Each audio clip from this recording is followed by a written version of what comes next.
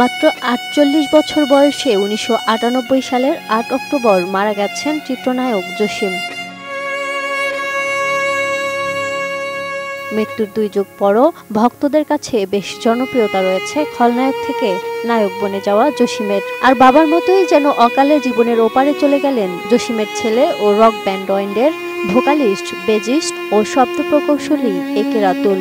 ২৭ জুলাই বিকেল ৫টার দিকে রাজধানীর উত্তরার একটি বেসরকারি হাসপাতালে চিকিৎসাধীন অবস্থায় মারা যান তিনি। তার মৃত্যুর বিষয়টি নিশ্চিত করে ব্যান্ডের এক গীতিকার। বিকেল ৩:৩০টার দিকে উত্তরার একটি জিমে ব্যায়াম করার সময় হৃদরোগে আক্রান্ত হন রাতুল।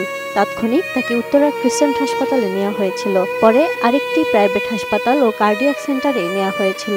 সেখানে রাতুলকে নিবিড় পরিচর্যা কেন্দ্রে নেওয়া হলেও শেষ পর্যন্ত ফেরানো যায়নি। এরপর হাসপাতাল থেকে বিকেল ৫:৩০টার দিকে মরদেহ নেওয়া হয় বাসায়। বসুন্ধরা টিস্যু, অশুদ্ধতার বিরুদ্ধে এক বিন্দুও ছাড় নয়। চিত্রনায়ক জসিমের ৩ ছেলে, একে রাহুল, একে রাতুল এবং একে সামি। তারা কাজ করছিলেন সঙ্গীত জগতে। ৩ জনই যুক্ত ছিলেন ব্যান্ডের সঙ্গে। এর মধ্যে রাহুল ট্রেন্ডেড ব্যান্ডের গিটারিস্ট ও পহারো ব্যান্ডের ড্রামার। রাহুল ও সামি যুক্ত ওয়াইন্ড ব্যান্ডের সঙ্গে।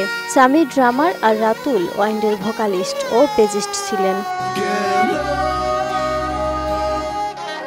ভাইয়ের মৃত্যুতে পুরোপুরি ভেঙে পড়েছেন তার ২ ভাই, একে রাহুল ও একে সামি। ২৮ জুলাই সকালে বাবার কবরে ভাইকে দাফনের পর সামাজিক যোগাযোগ মাধ্যমে হৃদয়স্পর্শী কয়েকটি পোস্ট করেছেন তারা। রাতুলের ছোট ভাই একে সামি ফেসবুকে লিখেছেন, মাত্রই ভাইটাকে সমাহিত করে এলাম। এদিন বড় ভাই একে রাহুল ২টি পোস্ট দিয়েছেন রাতুলকে নিয়ে। এর মধ্যে প্রয়াত বাবা ও ভাইয়ের একটি ছবি শেয়ার করেছেন তিনি, যেখানে দেখা যাচ্ছে বাবা জসিমের কোলে ছোট্ট শিশু রাতুল, হাসি মুখে দাঁড়িয়ে নায়ক জসিম। ভাইকে নিয়ে আরও একটি ছবি প্রকাশ করেন রাহুল, যেখানে প্রয়াত রাতুলের বুকে হাত রাখতে দেখা গেছে তাকে। সেই ছবি পোস্ট করে রাহুল লিখেছেন, আমার ভাইয়ের বুকে আমার হাত।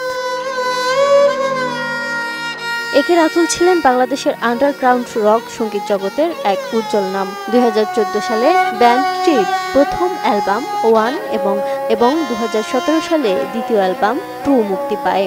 ২ অ্যালবামই শ্রোতাদের কাছে ব্যাপক জনপ্রিয়তা পায়, বিশেষ করে রাতুলের কণ্ঠশক্তির জন্য।